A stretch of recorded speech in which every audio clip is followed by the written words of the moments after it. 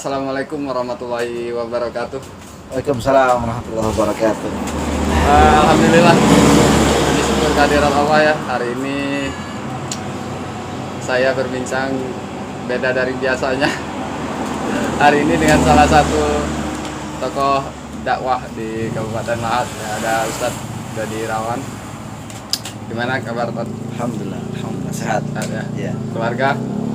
Ya, berkat doa antum alhamdulillah sehat. Tot, kegiatan sekarang apa? Kalau kegiatan sekarang ya karena sekarang kita lagi berusaha untuk menggolkan misi pendirian pesantren di Tebing Tinggi Kabupaten Pahlawan. Jadi fokus kegiatan hari ini di proses pendirian pesantren. Itu tepatnya di daerah mana? Kalau persisnya pesantren modern yang insya Allah akan kita dirikan ini di Jalan Lintas Sumatera di Kelurahan Tanjung Kupang, RT 2 RW 10, Kecamatan Tebing Tinggi Kabupaten Pahlawan. Berarti dekat kota ya? Ya sekitar 5 km lah 5 km. ke pasar Tebing Tinggi ya. Pusat kota. Ini pendirian pesantren itu dimulai dari nol ya kabarnya ya? Memang dari nol. Ya betul. Jadi memang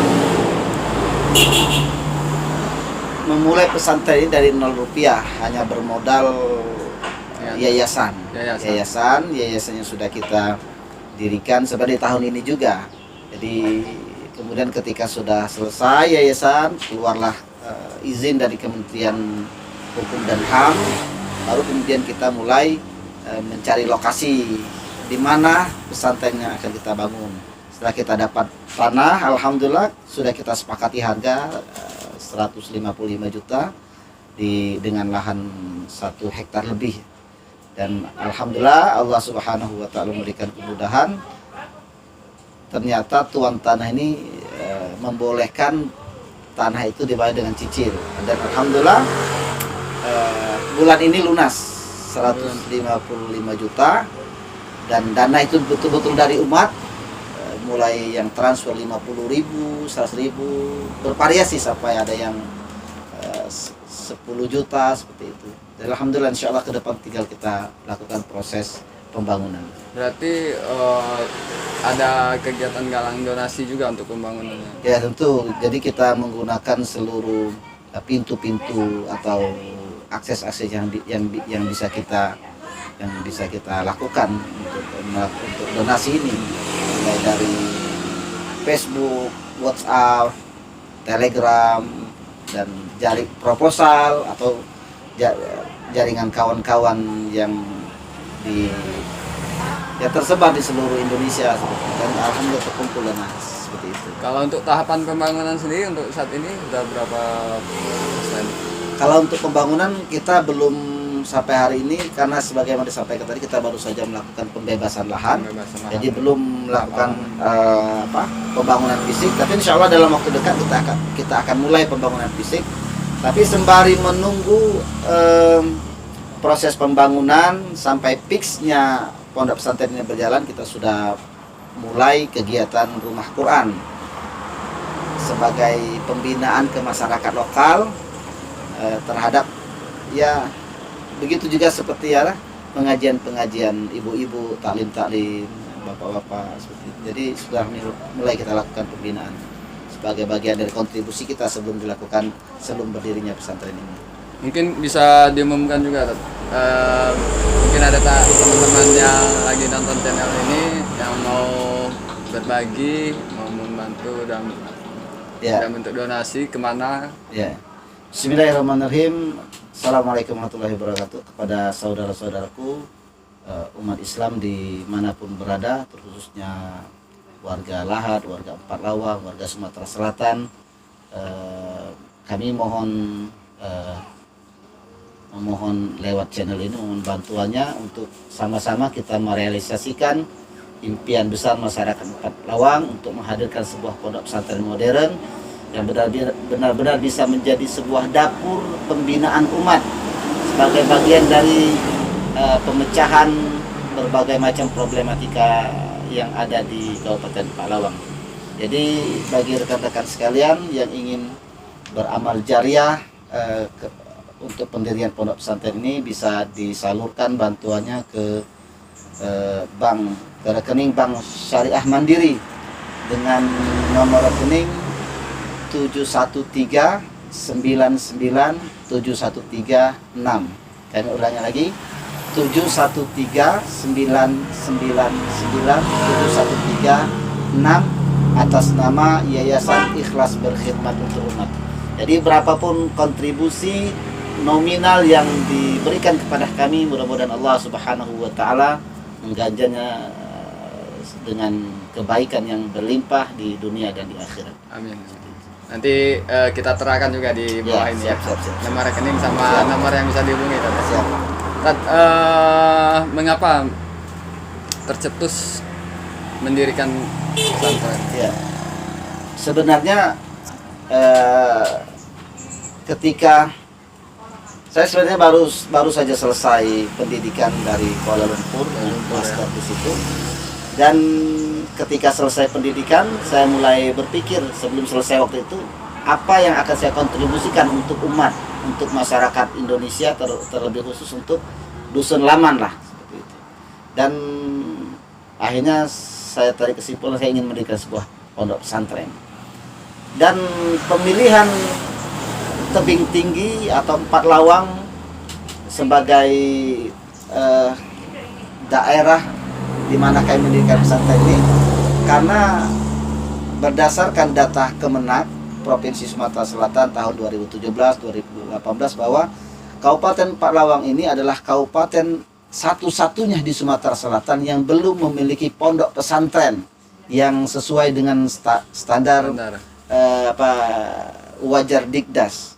Dan kemudian juga kalau kita lihat fakta di lapangan, sebagaimana Paklawang cukup ya dikenal sebagai kabupaten yang ditakuti oleh banyak orang untuk dikunjungi, kan? Jadi potensi yang ya, jadi saya pikir ini adalah sebuah PR besar bagi kami, bagi para rekan-rekan sekalian yang para dai, untuk ya bagaimana kita menuntaskan permasalahan yang ada di Kabupaten Paklawang. Makanya salah satu solusinya dengan mendirikan pesantren, insya Allah. Mungkin solusi juga untuk zaman sekarang ya. Iya, betul. Di era digital, di era modernisasi. Jadi ilmu agama harus terus tetap konsisten ya. Ini juga sebenarnya pendirian pondok pesantren ini sangat selaras dengan visi misi pemerintah Kabupaten Paklawang, mewujudkan masyarakat dan mewujudkan Paklawang yang madani. Rasanya sangat sulit untuk merealisasikan misi itu tanpa adanya pondok pesantren. Jadi sekali lagi pondok pesantren ini sangat selaras dengan misi-misi pemerintah Kabupaten Paklawang. Kalau dari pemerintah Paklawang sendiri gimana respon? Alhamdulillah, ketika awal kita mulai melakukan donasi untuk pendirian pondok pesantren ini, untuk pembebasan lahan, pada saat itu kita mulai melakukan koordinasi ke Kemenak Kabupaten Paklawang. Sudah kita langsung ketemu dengan Kasih Pakis waktu itu, yaitu Bapak Supandi MPDI. Kemudian kita juga koordinasi ke MUI Kabupaten Paklawang, ketemu dengan Kiai Haji Dr. Abdullah Maki. Kita juga langsung ketemu pada hari yang sama dengan Bupati Paklawang, Bapak Muhammad Jongci. Dan alhamdulillah pemerintah Kabupaten Lahat dalam hal ini Bapak Bupati memberikan support yang penuh, karena sebagaimana disampaikan tadi sesuai dengan visi misi beliau untuk mewujudkan Kabupaten Paklawang yang madani. Jadi alhamdulillah support beliau sangat full. Mudah-mudahan ke depan kita bisa bersinergi. Tentu kita masih terus mengharapkan support dan bantuan dari khususnya pemerintah Kabupaten Paklawang. Kalau untuk ini dari sekian banyak nama, kenapa memilih Abu Bakar As-Siddiq sebagai? Ya, sebenarnya ketika memilih nama mengapa Abu Bakar As-Siddiq, ya saya pikir sosok Abu Bakar As-Siddiq adalah seorang sahabat Rasulullah SAW, sahabat utama yang memiliki tentu keutamaan-keutamaan yang luar biasa. Bahkan Rasulullah SAW mengatakan imannya penduduk bumi ini ketika ditimbang belum menyamai imannya Abu Bakar As-Siddiq. Jadi kita berharap ya generasi-generasi yang kita bina di pesantren ini memiliki karakter yang berusaha untuk meniru Abu Bakar As-Siddiq sebagai sahabat utama dari Rasulullah SAW. Melihat perkembangan sekarang, ya, dari zaman modernisasi, gimana, selain salah satunya ya mungkin pembangunan pesantren, mungkin nasihat juga untuk anak-anak muda itu supaya tidak tergerus. Zaman mungkin tidak bisa dihentikan ya, lajunya, tapi tidak tergerus di dalamnya. Betul. Jadi terkait dengan ya kondisi zaman, saya pikir setiap zaman itu memiliki tantangannya, memiliki tantangannya masing-masing. Jadi tidak penting kita hidup di zaman mana, yang penting kita bagaimana kita menyikapi hakikat hidup. Jadi hakikat hidup kita tidak lain untuk beribadah kepada Allah Subhanahu wa taala. Wa ma khalaqtul jinna wal insa illa liya'budun. Jadi walaupun kita hidup di zaman apapun, ketika kita memaknai hidup kita untuk beribadah, maka kita wajib beribadah kepada Allah Subhanahu wa taala. Maka dalam hal ini terkait dengan kondisi sekarang ya, ketika kita kaitkan dengan pesantren, maka pesantren adalah solusi utama bagi orang tua untuk menyelamatkan anak-anaknya dari berbagai macam pengaruh-pengaruh negatif perkembangan zaman. Karena pesantren adalah sebuah institusi umat Islam, terusnya di Indonesia, yang jelas memiliki investasi terbesar dalam perjalanan bangsa Indonesia. Bahkan terbukti berhasil mencetak generasi-generasi yang tangguh dan unggul, bukan saja dalam bidang iman dan takwa, tapi juga bahkan dalam bidang ilmu pengetahuan dan teknologi. Jadi sekali lagi, pesantren adalah solusi yang paling efektif insya Allah untuk menyelamatkan generasi-generasi kita, generasi-generasi muslim, generasi bangsa dari berbagai macam pengaruh buruk dari perkembangan zaman hari ini. Tapi mungkin ini agak ini juga, Teteh. Kita disebut santri, disebut orang-orang yang terbelakang gitu. Padahal ya kalau dilihat merunut sejarah, santri-santri itu besar peranannya, termasuk dalam kemerdekaan juga kan. Jadi jangan malu disebut santri ya.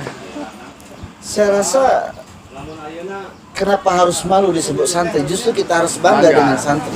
Karena santri, tanpa peranan pondok pesantren, bangsa ini tidak akan pernah mencapai kemerdekaan. Karena siapa yang melahirkan, yang mengajarkan petikan takbir kepada rakyat Indonesia pada saat itu, sehingga mereka memiliki semangat jihad luar biasa untuk mengusir penjajahan? Siapa yang mengajarkan semangat jihad dengan berpegang, dengan hanya bermodal bambu runcing, tapi berani berhadapan dengan senjata meriam dan lain sebagainya?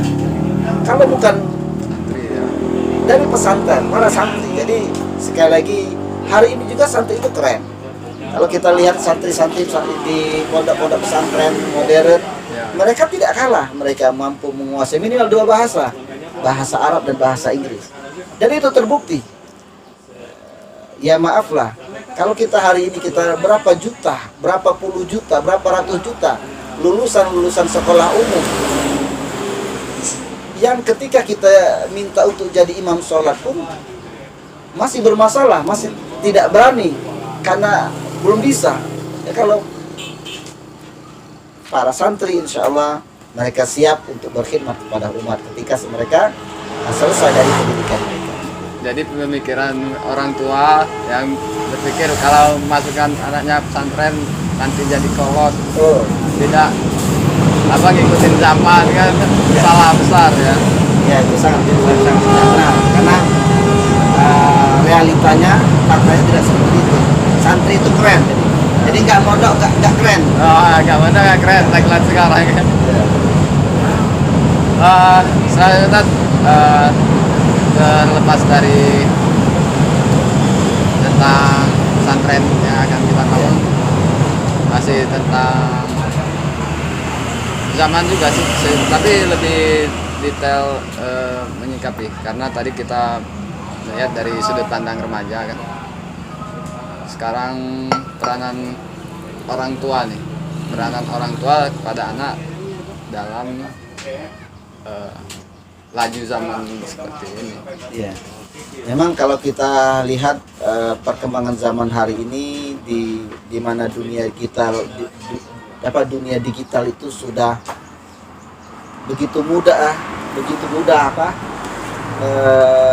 anak-anak kita untuk berinteraksi dengan apapun kan, bahkan ingin mengetahui apapun mereka cukup dengan bermain dengan jari sudah bisa mengakses. Jadi tantangan orang tua itu luar biasa hari ini. Makanya kepada para orang tua harus benar-benar ya memiliki sebuah ketegasan ya dalam pendidikan anak-anak. Makanya Allah Subhanahu wa taala mengingatkan kan, ya ayyuhalladzina amanu qu anfusikum wa ahlikum nar.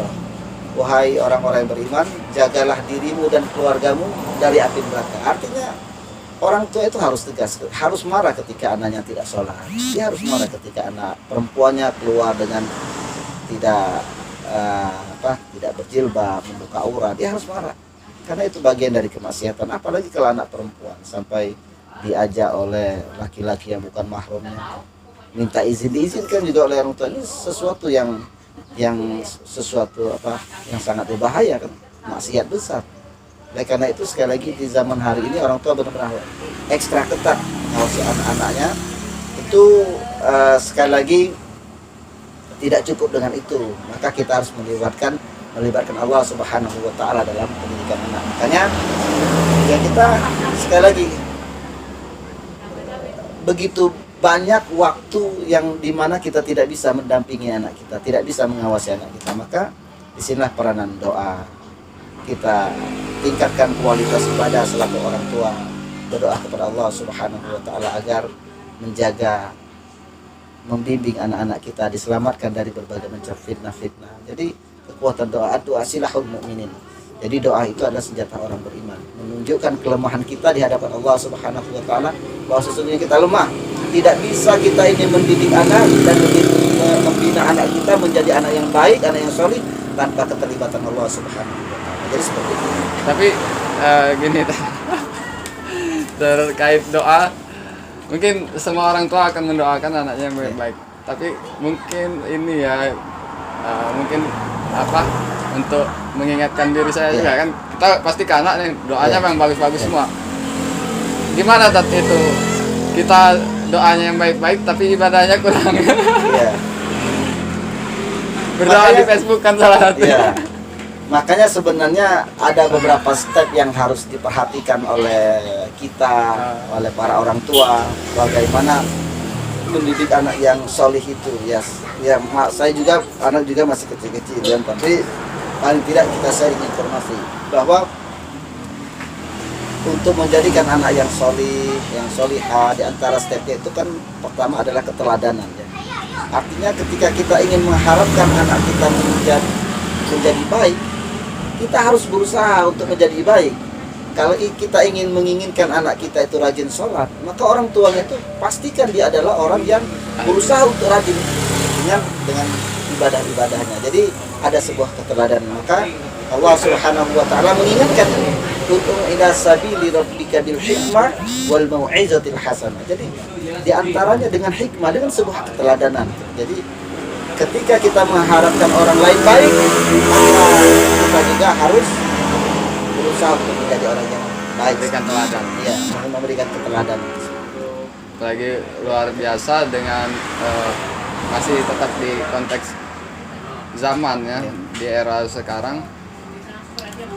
Jadi kompleks nih permasalahan-permasalahan, termasuk permasalahan rumah tangga, sampai timbul-timbul banyak istilah-istilah yang hal-hal buruk ya, seperti pelakor, keretakan rumah tangga kan, gitu. Itu semua karena zaman, karena media sosial kebanyakan kan. Ya. Ya, itu kembali lagi ke individu ya. Bagaimana setiap individu itu selaku orang beriman untuk membentengi dirinya dari berbagai macam pengaruh buruk perkembangan zaman ini. Ya tidak lain pertama dengan meningkatkan kualitas ibadah kita. Kita meminta perlindungan kepada Allah Subhanahu wa taala lewat doa-doa kita. Kemudian jangan lupa juga kita harus bergaul dengan orang-orang baik supaya ya terjaga. Ketika kita bergaul dengan orang baik, maka tentu kita akan mendapatkan nasihat, kata-kata yang baik terus-menerus dari mereka setiap kita bergaul dengan mereka.